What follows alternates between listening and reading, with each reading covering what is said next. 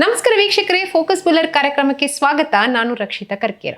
ಒಂದು ಕಾಲದಲ್ಲಿ ಕೇಂದ್ರ ಲೋಕಸೇವಾ ಆಯೋಗ UPSCಯ ಮಾದರಿಯಲ್ಲಿಯೇ ಪಾರದರ್ಶಕತೆ ಮತ್ತು ವಿಶ್ವಾಸಾರ್ಹತೆಗೆ ಹೆಸರಾಗಿದ್ದ ಕರ್ನಾಟಕ ಲೋಕಸೇವಾ ಆಯೋಗ ಅಂದ್ರೆ KPSC.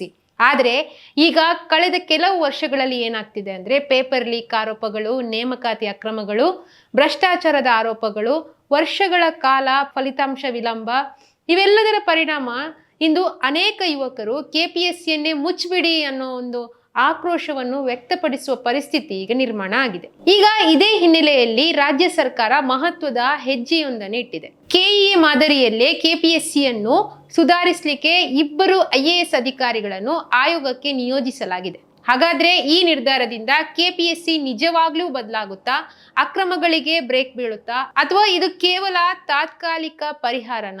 ಇವತ್ತಿನ ವಿಡಿಯೋದಲ್ಲಿ ಈ ವಿಚಾರದ ಬಗ್ಗೆನೇ ಚರ್ಚೆ ಮಾಡ್ತಾ ಹೋಗೋಣ. ವೀಕ್ಷಕರೇ, ರಾಜ್ಯ ಸರ್ಕಾರ ಕರ್ನಾಟಕ ಲೋಕಸೇವಾ ಆಯೋಗದಲ್ಲಿ ಪ್ರಮುಖ ಆಡಳಿತಾತ್ಮಕ ಬದಲಾವಣೆ ತರಲಿಕ್ಕೆ ಮುಂದಾಗಿದೆ. ವಿಶೇಷವಾಗಿ ಕರ್ನಾಟಕ ಪರೀಕ್ಷಾ ಪ್ರಾಧಿಕಾರ ಅಂದ್ರೆ KEAಯಲ್ಲಿ ಪಾರದರ್ಶಕತೆ ತರಲು ಪ್ರಮುಖ ಪಾತ್ರ ವಹಿಸಿದ್ದಂತಹ ಕಾರ್ಯನಿರ್ವಾಹಕ ನಿರ್ದೇಶಕ ಪ್ರಸನ್ನ H ಅವರಿಗೆ ಇದೀಗ KPSCಯ ಪರೀಕ್ಷಾ ನಿಯಂತ್ರಕರ ಹೆಚ್ಚುವರಿ ಹೊಣೆಗಾರಿಕೆಯನ್ನು ನೀಡಲಾಗಿದೆ. ಇದರ ಜೊತೆಗೆ ಯಾದಗಿರಿ ಜಿಲ್ಲಾ ಪಂಚಾಯಿತಿಯ ಮುಖ್ಯ ಕಾರ್ಯನಿರ್ವಹಣಾಧಿಕಾರಿಯಾಗಿದ್ದಂತಹ ಲವಿಶ್ ಓರ್ಡಿಯಾ ಅವರನ್ನು KPSCಯ ಜಂಟಿ ಪರೀಕ್ಷಾ ನಿಯಂತ್ರಕರಾಗಿ ನೇಮಕ ಮಾಡಲಾಗಿದೆ. ಈ ನಿರ್ಧಾರ ವಿದ್ಯಾರ್ಥಿಗಳಲ್ಲಿ ಹೊಸ ಭರವಸೆಯನ್ನೇ ಮೂಡಿಸಿದೆ ಅಂತಾನೆ ಹೇಳ್ಬೋದು. ಯಾಕಂದ್ರೆ KEAಯಲ್ಲಿ ಜಾರಿಯಲ್ಲಿರುವ ಹಲವಾರು ಪಾರದರ್ಶಕ ಕ್ರಮಗಳು ಈಗ KPSCಗೂ ಬರಬಹುದು ಅನ್ನೋ ನಿರೀಕ್ಷೆಯಲ್ಲಿ ವಿದ್ಯಾರ್ಥಿಗಳಿದ್ದಾರೆ. ವೀಕ್ಷಕರು, ಈ ನಡುವೆ ಕರ್ನಾಟಕ ಪರೀಕ್ಷಾ ಪ್ರಾಧಿಕಾರದ ಕಾರ್ಯನಿರ್ವಾಹಕ ನಿರ್ದೇಶಕರಾಗಿ ಅಪಾರ ಅನುಭವ ಹೊಂದಿರುವಂತಹ H ಪ್ರಸನ್ನ ಅವರು KPSCಯ ನೂತನ ಪರೀಕ್ಷಾ ನಿಯಂತ್ರಕರಾಗಿ ಅಧಿಕಾರ ವಹಿಸಿಕೊಂಡಿದ್ರು. ಆಯೋಗದ ವತಿಯಿಂದ ಅವರನ್ನು ಆತ್ಮೀಯವಾಗಿ ಸ್ವಾಗತಿಸಲಾಯಿತು. ಬಳಿಕ ನಡೆದ ಸಭೆಯಲ್ಲಿ ನೇಮಕಾತಿ ಪ್ರಕ್ರಿಯೆಯನ್ನು ಸಂಪೂರ್ಣವಾಗಿ ತಂತ್ರಜ್ಞಾನಾಧಾರಿತಗೊಳಿಸುವ ಮತ್ತು ಕೇಂದ್ರ ಲೋಕಸೇವಾ ಆಯೋಗದ ಮಾದರಿಯಲ್ಲೇ ನಡೆಸುವ ಕುರಿತು ನಿರ್ಣಾಯಕ ಚರ್ಚೆ ಕೂಡ ನಡೆಯಿತು. ನೇಮಕಾತಿ ಅಧಿಸೂಚನೆ ಹೊರಬಿದ್ದ ದಿನದಿಂದ ಹಿಡಿದು ಆಯ್ಕೆ ಪಟ್ಟಿ ಪ್ರಕಟಿಸುವವರೆಗೆ ಸಾಮಾನ್ಯವಾಗಿ ವರ್ಷಾನುಗಟ್ಟಲೆ ಸಮಯ ಹಿಡಿತಿತ್ತು. ಇನ್ಮುಂದೆ ಪರೀಕ್ಷಾ ಪ್ರಕ್ರಿಯೆಯನ್ನು ಕೇವಲ 3 ರಿಂದ 5 ತಿಂಗಳೊಳಗೆ ಪೂರ್ಣಗೊಳಿಸಿ ಅಭ್ಯರ್ಥಿಗಳಿಗೆ ಉದ್ಯೋಗದ ನೇಮಕಾತಿ ಪತ್ರಗಳನ್ನು ನೀಡುವ ಗುರಿಯನ್ನು ಹೊಂದಲಾಗಿದೆ ಅಂತ ಅವರು ಹೇಳಿದ್ದಾರೆ.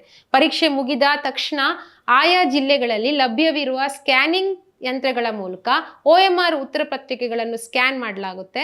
ಇವುಗಳನ್ನು ಆಯೋಗದ ಅಧಿಕೃತ ವೆಬ್ಸೈಟ್ಗಳಲ್ಲಿ ತಕ್ಷಣವೇ ಅಪ್ಲೋಡ್ ಮಾಡಲಾಗುತ್ತೆ. ಇದರಿಂದ ಅಭ್ಯರ್ಥಿಗಳು ತಮ್ಮ ಉತ್ತರ ಪತ್ರಿಕೆಗಳನ್ನು ತಾವೇ ಪರಿಶೀಲಿಸಿಕೊಳ್ಳಲಿಕ್ಕೆ ಸಾಧ್ಯ ಆಗುತ್ತೆ ಮತ್ತು ಮೌಲ್ಯಮಾಪನದಲ್ಲಿ ಯಾವುದೇ ತಪ್ಪು ನಡೆಯದಂತೆ ಪಾರದರ್ಶಕತೆಯನ್ನು ಕೂಡ ಕಾಪಾಡಿಕೊಳ್ಳಬಹುದು. ಅಭ್ಯರ್ಥಿಗಳಲ್ಲಿ ಕುತೂಹಲ ಮೂಡಿಸುವ ಅತಿ ದೊಡ್ಡ ಅಂಶ ಅಂದ್ರೆ ಅದು ಫಲಿತಾಂಶದ ದಿನಾಂಕ. ಈ ಹೊಸ ವ್ಯವಸ್ಥೆಯಲ್ಲಿ ಪರೀಕ್ಷೆ ಮುಗಿದ 1 ವಾರದೊಳಗಡೆ ಫಲಿತಾಂಶ ಪ್ರಕಟಿಸುವ ನಿಟ್ಟಿನಲ್ಲಿ ಸಿದ್ಧತೆಗಳನ್ನು ಮಾಡಿಕೊಳ್ಳಲಾಗುತ್ತೆ.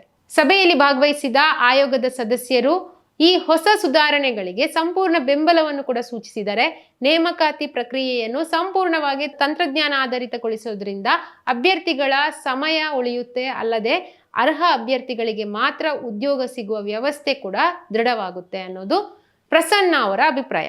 ಹಾಗಿದ್ರೆ IAS ಅಧಿಕಾರಿಗಳಿಂದ ಯಾವ ರೀತಿಯ ಬದಲಾವಣೆಗಳು ಬರಬಹುದು? IAS ಅಧಿಕಾರಿಗಳು ಕೇಂದ್ರ ಸರ್ಕಾರದ ಕೇಡರ್ ಆಧಾರಿತ ಸೇವೆಯಿಂದ ಬಂದಿರುತ್ತಾರೆ. ಅಂದ್ರೆ ಸ್ಥಳೀಯ ರಾಜಕೀಯ ಒತ್ತಡಗಳಿಗೆ ಸುಲಭವಾಗಿ ಒಳಗಾಗದೆ ನಿರ್ಧಾರ ತೆಗೆದುಕೊಳ್ಳುವ ಅವಕಾಶ ಅವರಿಗೆ ಹೆಚ್ಚಿರುತ್ತೆ. ಇದರಿಂದ ಪ್ರಶ್ನೆ ಪತ್ರಿಕೆ ಸೋರಿಕೆ, ಲಂಚದ ಆರೋಪಗಳು, ನೇಮಕಾತಿ ಅಕ್ರಮಗಳು, ಆಂತರಿಕ ಪ್ರಭಾವ ಇವುಗಳ ಮೇಲೆ ನಿಯಂತ್ರಣ ತರಬಹುದು. ಆದ್ರೆ ಇಲ್ಲಿ ಒಂದು ಪ್ರಶ್ನೆ ಕೂಡ ಮೂಡುತ್ತೆ, KEA ಮಾದರಿಯನ್ನು KPSCಗೆ ನೇರವಾಗಿ ಅನ್ವಯಿಸುತ್ತಾ ಅಂತ ಅನ್ನೋದು.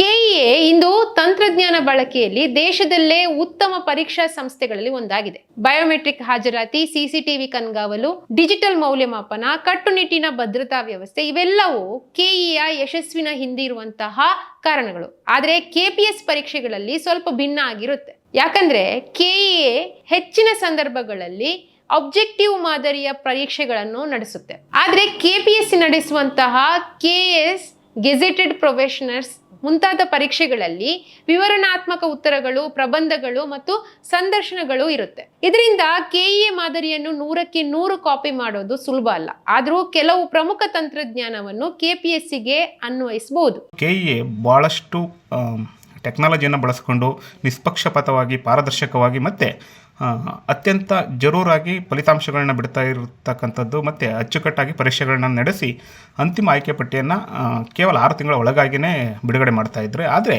KPSCಯಲ್ಲಿ ಈ ಹಿಂದೆ 2 ರಿಂದ 3 ವರ್ಷಗಳು ಕಳೆದರೂ ಕೂಡ ಯಾವುದೇ ರೀತಿಯಾದಂತಹ ಆಯ್ಕೆ ಪಟ್ಟಿಗಳು ಪ್ರಕಟ ಆಗ್ತಾ ಇರಲಿಲ್ಲ. ಪ್ರತಿಯೊಂದು ಅಧಿಸೂಚನೆಯಲ್ಲೂ ಕೂಡ ಅಕ್ರಮಗಳು ಕೇಳಿ ಬರ್ತಾ ಇದ್ವು. ಆದ ಕಾರಣದಿಂದಲೇ ಈಗ CM ಆಗಿರ್ತಕ್ಕಂಥ DK ಶಿವಕುಮಾರ್ ಅವರು KPSCಗೆ ಪರೀಕ್ಷಾ ನಿಯಂತ್ರಕರಾಗಿ ಪ್ರಸನ್ನ ಅವರನ್ನು ನೇಮಕ ಮಾಡಿರ್ತಕ್ಕಂಥದ್ದು ಒಂದು ಅತ್ಯುತ್ತಮ ನಿರ್ಧಾರ ಅಂತಲೇ ಹೇಳ್ಬೋದು. ಅಧಿಕಾರ ವಹಿಸಿಕೊಂಡು ಕಾರ್ಯಪ್ರವೃತ್ತರಾಗಿರ್ತಕ್ಕಂಥ ಪ್ರಸನ್ನ ಅವರು ಕೂಡ ಸದಸ್ಯರ ಮತ್ತು ಕಾರ್ಯದರ್ಶಿಗಳ ಸಭೆಯಲ್ಲಿ ಪಾಲ್ಗೊಂಡು ಪರೀಕ್ಷೆ ನಡೆದ ಒಂದು ವಾರದಲ್ಲೇ ನಾವು ಅಂಕಗಳನ್ನ ಬಿಡುಗಡೆ ಮಾಡಬೇಕು ಮತ್ತು ಪರೀಕ್ಷೆ ನಡೆದ ದಿನದಂದೇ ನಾವು OMRನ್ನು ಸ್ಕ್ಯಾನ್ ಮಾಡಿ ಅಪ್ಲೋಡ್ ಮಾಡಬೇಕು. ಇದರಿಂದ ಪಾರದರ್ಶಕವಾಗಿ ನಾವು ಆಯ್ಕೆ ಪಟ್ಟಿಯನ್ನು ಪ್ರಕಟ ಮಾಡ್ಬೋದು ಮತ್ತು ಜರೂರಾಗಿ ಫಲಿತಾಂಶವನ್ನು ಬಿಡುಗಡೆ ಮಾಡ್ಬೋದು ಅಂತ ಹೇಳಿದ್ದಾರೆ. ಮತ್ತು ಈ ಹಿಂದೆ KEಯಲ್ಲಿ ಅಳವಡಿಸಿಕೊಂಡಿರ್ತಕ್ಕಂಥ ಒಂದು ತಂತ್ರಜ್ಞಾನವನ್ನು KPSCಯಲ್ಲೂ ಕೂಡ ನಾವು ಅನುಸರಿಸ್ತೀವಿ ಮತ್ತು UPSC ಮಾದರಿಯಲ್ಲಿ ಫಲಿತಾಂಶವನ್ನು ಪ್ರಕಟ ಮಾಡೋಣ ಅಂತ ಸದಸ್ಯರ ಗಮನಕ್ಕೆ ತಂದಿದ್ದಾರೆ. ಸದಸ್ಯರು ಕೂಡ ನಾವೆಲ್ಲ ನಿಮ್ಮ ಒಂದು ನಿರ್ಧಾರಕ್ಕೆ ಬದ್ಧರಾಗಿರ್ತೀವಿ, ನಿಮಗೆ ಸಹಕಾರವನ್ನು ಕೊಡ್ತೀವಿ ಮತ್ತು KPSCಗೆ ಈ ಹಿಂದೆ ಅಂಟಿದ್ದಂತಹ ಕಳಂಕವನ್ನು ತೊಡೆಯೋದಕ್ಕೆ ನಾವೆಲ್ಲ ಕೈ ಜೋಡಿಸಿ ಕೆಲಸ ಮಾಡೋಣ ಅಂತ ಹೇಳಿರ್ತಕ್ಕಂಥದ್ದು ರಾಜ್ಯದ ಲಕ್ಷಾಂತರ ಸ್ಪರ್ಧಾರ್ಥಿಗಳಿಗೆ ಒಂದು ಸಿಹಿ ಸುದ್ದಿ ಅಂತಲೇ ಹೇಳ್ಬೋದು. KPSCಯಲ್ಲಿ ತರಬೇಕಾದ ತಂತ್ರಜ್ಞಾನಗಳು ಯಾವುದು ಅಂತ ನೋಡೋದಾದ್ರೆ, ಮೊದಲನೇದಾಗಿ OMR ಶೀಟ್ಗಳ ಡಿಜಿಟಲ್ ಮೌಲ್ಯಮಾಪನ, ಎರಡನೇದಾಗಿ ಮುಖಚಹರೆ ಗುರುತಿಸುವಂತಹ ವ್ಯವಸ್ಥೆ, ಮೂರನೇದು ಪರೀಕ್ಷಾ ಕೇಂದ್ರಗಳ ಲೈವ್ ವೆಬ್ ಕಾಸ್ಟಿಂಗ್ ವ್ಯವಸ್ಥೆ. ಈ ವ್ಯವಸ್ಥೆಗಳು ಜಾರಿಯಾದರೆ ನಕಲಿ ಅಭ್ಯರ್ಥಿಗಳ ಹಾವಳಿ ಕಡಿಮೆ ಆಗ್ಬೋದು, ಪೇಪರ್ ಲೀಕ್ಗೆ ಬ್ರೇಕ್ ಬೀಳುತ್ತೆ, ಪರೀಕ್ಷಾ ಪ್ರಕ್ರಿಯೆಯ ಮೇಲೆ ವಿಶ್ವಾಸ ಮತ್ತಷ್ಟು ಹೆಚ್ಚಾಗ್ಬೋದು. KPSC ಅವರು ಅದು ಕರ್ನಾಟಕ ಲೋಕಸೇವಾ ಆಯೋಗ ಅಲ್ಲ, ಇಲ್ಲಿವರೆಗೂ ನಡ್ಕೊಂಡಿರೋದು ಕರ್ನಾಟಕ ಲೋಕಸೇವಾ ಆಯೋಗ. ಇಲ್ಲಿವರೆಗೂ ಕೂಡ ಸಾಕಷ್ಟು ಲೋಪದೋಷಗಳು, ಪ್ರತಿಯೊಂದು ಎಕ್ಸಾಮ್ಸಲ್ಲಿ ಭ್ರಷ್ಟಾಚಾರ ಆಗಿರ್ಬೋದು. ಈಗ ರೀಸೆಂಟಾಗಿ ನೋಡ್ತಾ ಇದ್ದೀರಲ್ಲ, ಸಾಕಷ್ಟು ಯಾವುದೇ ಪರೀಕ್ಷೆ ಅವರು ಮಾಡಿದರೂ ಕೂಡ ಅದರಲ್ಲಿ ಭ್ರಷ್ಟಾಚಾರ ತಾಂಡವ ಆಡ್ತಿದೆ. ಸೊ ಇದಕ್ಕೆ ಕಡಿವಾಣ ಹಾಕಬೇಕಂತ ಸರ್ಕಾರ, ಒಂದು ಕರ್ನಾಟಕ ಸರ್ಕಾರ, ಮಾನ್ಯ ಮುಖ್ಯಮಂತ್ರಿಗಳಾದ DK ಶಿವಕುಮಾರ್ ಅವರ ಸರ್ಕಾರ ನೇತೃತ್ವದ ಸರ್ಕಾರ ತುಂಬ ದಿಟ್ಟವಾದ ಹೆಜ್ಜೆಯನ್ನು ಇಟ್ಟಿದ್ದಾರೆ. ಈಗ ಪ್ರಸನ್ನ ಸರ್ ಅವರಿಗೆ ತುಂಬ ಯುವಕರು ಅವ್ರ ಮೇಲೆ ಭರವಸೆ ಇಟ್ಟಿದ್ದೀವಿ. ನಾವು ಅವರಲ್ಲಿ ಕೂಡ ಒಂದು ಮನವಿ ಮಾಡ್ತೀವಿ, ಸರ್ ದಯವಿಟ್ಟು ಈ ಒಂದು ಭರವಸೆಯನ್ನು ತಾವು ಉಳಿಸ್ಕೊಡ್ರಿ. ಆಮೇಲೆ ಎಲ್ಲ ಪರೀಕ್ಷೆಗಳನ್ನು ಪಾರದರ್ಶಕವಾಗಿ ಮಾಡಿರಿ. ನಿಮ್ಮ ಮೇಲೆ ತುಂಬ ನೀವು ಪ್ರಾಮಾಣಿಕ ಅಧಿಕಾರಿ ಅಂತ ಎಲ್ರಿಗೂ ನಂಬಿಕೆ ಇದೆ, ಆ ನಂಬಿಕೆಯನ್ನು ಉಳಿಸ್ಕೊಳ್ಳಿ ಸರ್ ದಯವಿಟ್ಟು. KPSCಯ ನಿಜವಾದ ಸಮಸ್ಯೆ ಏನು ಅಂತ ನೋಡೋದಾದ್ರೆ ವೀಕ್ಷಕರೇ, KPSCಯ ಸಮಸ್ಯೆ ಕೇವಲ ಒಬ್ಬ ಅಧಿಕಾರಿಯನ್ನು ವರ್ಗಾವಣೆ ಮಾಡೋದ್ರಿಂದ ಪರಿಹಾರ ಆಗುವಂಥದ್ದಲ್ಲ. ಮೂಲಭೂತ ಸಮಸ್ಯೆ ಇನ್ನೂ ಆಳದಲ್ಲಿದೆ. ಅದೇ KPSC ಅಧ್ಯಕ್ಷ ಮತ್ತು ಸದಸ್ಯರ ನೇಮಕಾತಿ. KPSCಯ ಸದಸ್ಯರ ನೇಮಕಾತಿಯಲ್ಲಿ ರಾಜಕೀಯ ಪ್ರಭಾವ ಹೆಚ್ಚಿದೆ ಅನ್ನೋ ಆರೋಪ ಕೇಳಿ ಬರುತ್ತೆ. ತಜ್ಞರಿಗೆ ಆದ್ಯತೆ ಸಿಗುವುದಕ್ಕಿಂತ ರಾಜಕೀಯ ಹಿನ್ನೆಲೆ ಇರುವಂತವರಿಗೆ ಆದ್ಯತೆ ಸಿಗ್ತಿದೆ ಅನ್ನೋ ಒಂದು ಟೀಕೆ ಕೂಡ ಇದೆ. ಇದು ಸಂವಿಧಾನಾತ್ಮಕ ಸಂಸ್ಥೆಯ ಪಾವಿತ್ರತೆಯನ್ನೇ ಪ್ರಶ್ನಿಸುವಂತಾಗಿದೆ. ಸುಮಾರು 15 ರಿಂದ 20 ವರ್ಷ ಅಲ್ಲೇ ಇದ್ದಾರೆ, ಅವರಿಗೆ ಟ್ರಾನ್ಸ್ಫರ್ ಆಗಲೇ ಇಲ್ಲ.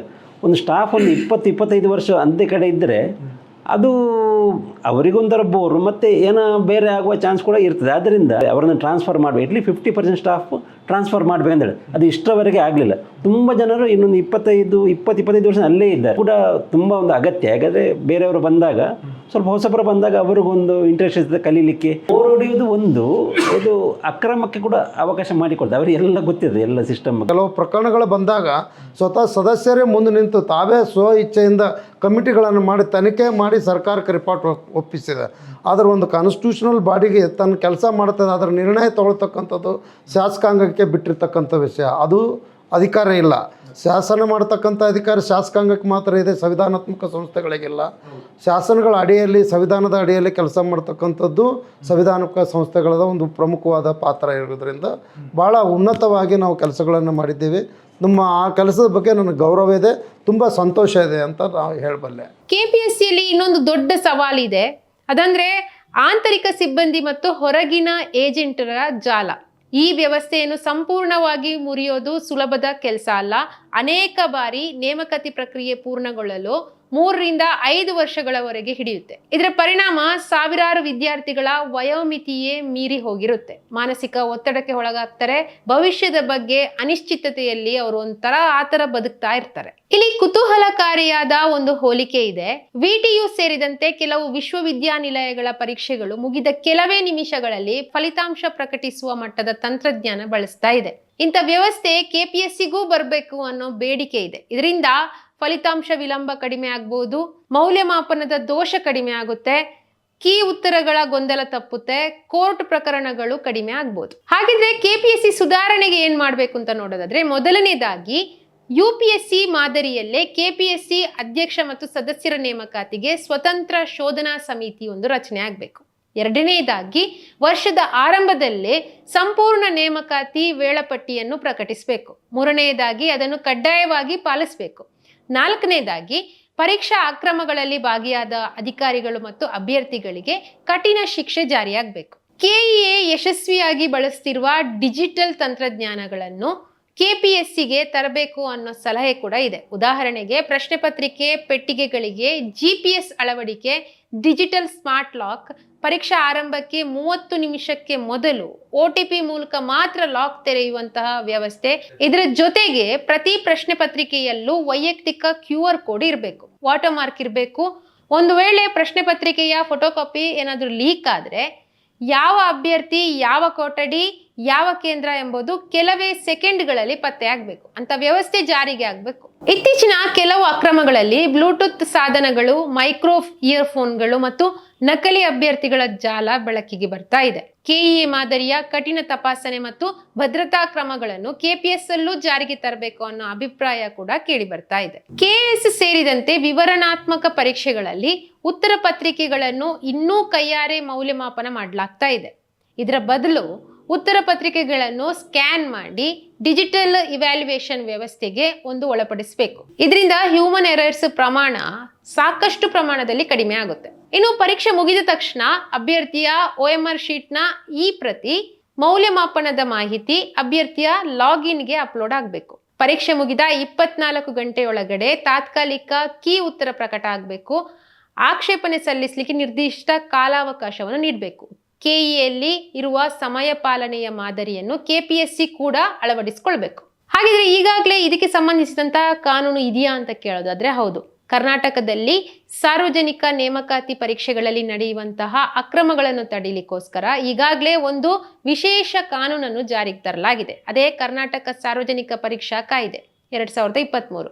ಈ ಕಾನೂನು KPSC, KEA ಮತ್ತು ಇತರೆ ಸರ್ಕಾರಿ ನೇಮಕಾತಿ ಪರೀಕ್ಷೆಗಳಿಗೂ ಅನ್ವಯಿಸುತ್ತೆ. ಈ ಕಾಯ್ದೆಯಡಿ ಶಿಕ್ಷೆ ಏನು ಅಂತ ನೋಡೋದಾದ್ರೆ, ನಕಲು ಮಾಡಿದ್ರೆ, ಬ್ಲೂಟೂತ್ ಅಥವಾ ಎಲೆಕ್ಟ್ರಾನಿಕ್ ಸಾಧನಗಳನ್ನು ಬಳಸಿದ್ರೆ 3 ರಿಂದ 5 ವರ್ಷಗಳ ಕಾಲ ಜೈಲು ಶಿಕ್ಷೆ ಮತ್ತು ಭಾರಿ ದಂಡ. ಪ್ರಶ್ನೆ ಪತ್ರಿಕೆ ಸೋರಿಕೆ ಮಾಡಿದ್ರೆ, ಕೋಚಿಂಗ್ ಸೆಂಟರ್ಗಳು ಮತ್ತು ಸಿಬ್ಬಂದಿ ಭಾಗಿಯಾಗಿದ್ರೆ 5 ರಿಂದ 10 ವರ್ಷಗಳವರೆಗೆ ಕಠಿಣ ಜೈಲು ಶಿಕ್ಷೆ, 1 ಕೋಟಿ ರೂಪಾಯಿವರೆಗೆ ದಂಡ. ಅಷ್ಟೇ ಅಲ್ಲ, ಅಕ್ರಮ ಎಸಗಿದ ಅಭ್ಯರ್ಥಿಗಳನ್ನು ಭವಿಷ್ಯದ ಎಲ್ಲಾ ಸರ್ಕಾರಿ ನೇಮಕಾತಿ ಪರೀಕ್ಷೆಗಳಿಂದ ಶಾಶ್ವತವಾಗಿ ಡಿಬರ್ ಮಾಡುವಂತ ಅವಕಾಶ ಕೂಡ ಈ ಕಾನೂನಿನಲ್ಲಿದೆ. ಅಕ್ರಮದಿಂದ ಗಳಿಸಿದ ಆಸ್ತಿ ಮತ್ತು ಹಣವನ್ನು ಮುಟ್ಟುಗೋಲು ಹಾಕಿಕೊಳ್ಳುವಂತ ಅವಕಾಶವು ಈ ಕಾನೂನಿನಲ್ಲಿದೆ. ಇದೇ ತಿಂಗಳು 18ನೇ ತಾರೀಕು ಮಂಗಳವಾರ ಧಾರವಾಡದಲ್ಲಿ ಮಿಚಿಗಾನ್ ಕಾಂಪೌಂಡ್ ಗ್ರೌಂಡ್ ಅಲ್ಲಿ ಅನಿರ್ದಿಷ್ಟಾವಧಿ ಹೋರಾಟ ಮಾಡೋಣ. KPSC ಆಗಿರುವಂತ ಅಷ್ಟು ಅಕ್ರಮಗಳನ್ನ CBI ತನಿಖೆ ಮಾಡಬೇಕು ಅಂತ ಹೇಳ್ಬಿಟ್ಟು ಆಗ್ರಹ ಮಾಡಿ ಈ ಒಂದು ಹೋರಾಟ ಮಾಡ್ತಾ ಇರುವಂತದ್ದು. ಎಲ್ಲರೂ ಈ ಹೋರಾಟಕ್ಕೆ ಭಾಗವಹಿಸಬೇಕಂತ ಹೇಳ್ಬಿಟ್ಟು ಮನವಿ ಮಾಡ್ಕೊಂತೀನಿ. ವೀಕ್ಷಕರೇ, ಒಟ್ನಲ್ಲಿ 2 IAS ಅಧಿಕಾರಿಗಳ ನೇಮಕ KPSCಗೆ ಹೊಸ ಆಶಾಕಿರಣವನ್ನು ತಂದಿದೆ. ಆದರೆ ನಿಜವಾದ ಸುಧಾರಣೆ ಆಗಬೇಕಾದ್ರೆ ರಾಜಕೀಯ ಇಚ್ಛಾಶಕ್ತಿ ಬೇಕು. ಸದಸ್ಯರ ನೇಮಕಾತಿಯಲ್ಲಿ ಪಾರದರ್ಶಕತೆ ಇರಬೇಕು. ತಂತ್ರಜ್ಞಾನ ಆಧಾರಿತ ಪರೀಕ್ಷಾ ವ್ಯವಸ್ಥೆಗಳು ಅಲ್ಲಿ ಜಾರಿಯಾಗಬೇಕು ಮತ್ತು ಅಕ್ರಮ ಎಸಗುವವರ ವಿರುದ್ಧ ನಿರ್ದಾಕ್ಷಿಣ್ಯ ಕ್ರಮ ಜರುಗಬೇಕು. ಇವೆಲ್ಲ ಜಾರಿಯಾದ್ರೆ ಮಾತ್ರ ಒಮ್ಮೆ ತನ್ನ ಘನತೆ ಕಳೆದುಕೊಂಡ KPSC ಮತ್ತೆ ಯುವಕರ ವಿಶ್ವಾಸವನ್ನು ಗಳಿಸಬಹುದು. ವೀಕ್ಷಕರೇ, ಇದಾಗಿತ್ತು ಇವತ್ತಿನ ಫೋಕಸ್ ಪುಲ್ಲರ್ ಕಾರ್ಯಕ್ರಮ. ನಾಳೆ ಇಂಥದೇ ಇಂಟ್ರೆಸ್ಟಿಂಗ್ ಸುದ್ದಿಯೊಂದಿಗೆ ಮತ್ತೆ ಸಿಗ್ತೀವಿ. ಅಲ್ಲಿವರೆಗೆ ನೋಡ್ತಾ ಇರಿ the federal Karnataka YouTube channel. ನಮಸ್ಕಾರ.